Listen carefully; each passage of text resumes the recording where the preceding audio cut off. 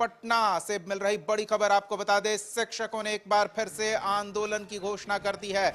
बड़ी खबर आपको बता रहे हैं, इस बार शिक्षा विभाग के रवैये से नाराज शिक्षक आंदोलन करेंगे। बिहार प्राथमिक शिक्षक संघ ने इस बाबत घोषणा कर दी है। 20 जनवरी को एक दिवसीय भूख हड़ताल करेंगे। गर्दनी बाग में काली पट्टी बांधकर भूख हड़ताल किया जाएगा। बिहार राज्य प्राथमिक शिक्षक संघ ने इस बाबत चिट्ठी भी लिखी है और मुख्यमंत्री नीतीश कुमार को चिट्ठी लिखकर शिक्षा विभाग के निर्णयों को लेकर अपना विरोध दर्ज कराया है। शिक्षा विभाग की तरफ से जारी आदेश को वापस लिए जाने की मांग कर रहे हैं शिक्षक। तो बड़ी खबर इस समय की आपको बता रहे, एक और नियुक्तियों को लेकर तमाम लोग खुश हैं, लाखों की संख्या में नियुक्ति हो रही, तो दूसरी ओर शिक्षा विभाग के रवैये से शिक्षक असंतुष्ट हैं और प्राथमिक शिक्षक संघ ने आंदोलन की चेतावनी दी है। सहयोगी प्रीतम हमारे साथ जुड़ रहे हैं, इस विषय में पूरी जानकारी उनसे हम लेंगे। प्रीतम, शिक्षक नाराज हैं, सरकार से नहीं शिक्षा विभाग के रवैये से, और आंदोलन की तैयारी कर रहे हैं, क्या जानकारी मिल रही है? जी बिल्कुल, ये बड़ी खबर है। दरअसल जब से के पाठक राज्य की जो है अपर मुख्य सचिव बने हैं शिक्षा विभाग के, तब से उन्होंने शिक्षा के सुधार की दिशा में कुछ कदम उठाए हैं जो वाकई उनकी तारीफ की जा सकती है। लेकिन कुछ ऐसे कदम हैं जिसको लेकर सरकार में भी उलझन है, शिक्षा विभाग में भी उलझन है, और सबसे ज़्यादा जो परेशानी है वो छात्रों के साथ साथ जो टीचर्स हैं उनको भी झेलनी पड़ रही है। और बिहार राज्य प्राथमिक शिक्षक संघ जो है ये सबसे पुराना शिक्षक संगठन है और इनके जो अध्यक्ष हैं ब्रजेंद्र शर्मा, इनकी उम्र तकरीबन 105 साल है।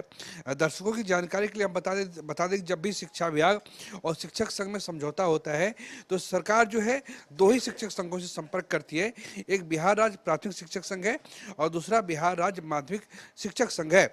सबसे बड़ी दिक्कत यह है कि इन लोगों ने, जो बिहार राज्य प्राथमिक शिक्षक संघ है, इन्होंने सरकार को शिक्षा विभाग से कहा था कि जो भी आपके कथित रूप से जो विवादित फैसले हैं उनको 31 दिसंबर तक आप वापस ले लें, लेकिन शिक्षा विभाग ने उनकी सुनवाई नहीं की। लिहाजा अब इन्होंने ये निर्णय किया है कि अब ये 20 जनवरी को गर्दनी बाग में एक दिवसीय भूख हड़ताल करेंगे।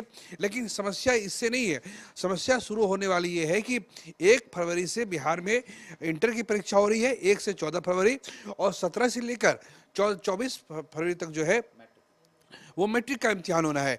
अगर शिक्षकों ने विरोध कर दिया कि हम परीक्षा में शामिल नहीं होंगे, हम परीक्षा नहीं कराएंगे, तो ये जो परीक्षा होने वाली रहेगी तो उस परीक्षा पे उसका असर होगा। आपको याद होगा कि साल 2020 में भी बिहार राज्य प्राथमिक शिक्षक संघ और बिहार राज्य माध्यमिक शिक्षक संघ की अगुवाई में हड़ताल की गई थी। तो उस वक्त जो था परीक्षा तो ली गई थी, लेकिन उसके बाद कॉपी जाँच काफ़ी प्रभावित हुई थी और वो हड़ताल काफ़ी लंबी चली थी। और फिर 4 मई 2020 को शिक्षक संघों में और बिहार सरकार के बीच शिक्षा विभाग के बीच समझौता हुआ था। इन लोगों का अब कहना है कि अब हम लोग पीछे नहीं हटेंगे। 5 बजे तक का जो आदेश है, 15 किलोमीटर के दायरे में रहना है।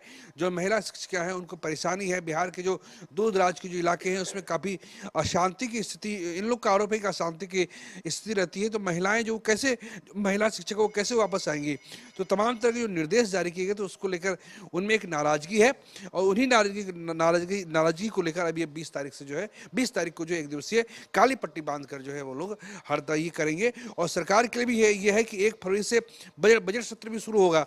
उनको बजट सत्र देखना है, उनको लोकसभा चुनाव देखना है और उनको परीक्षा भी देखनी है।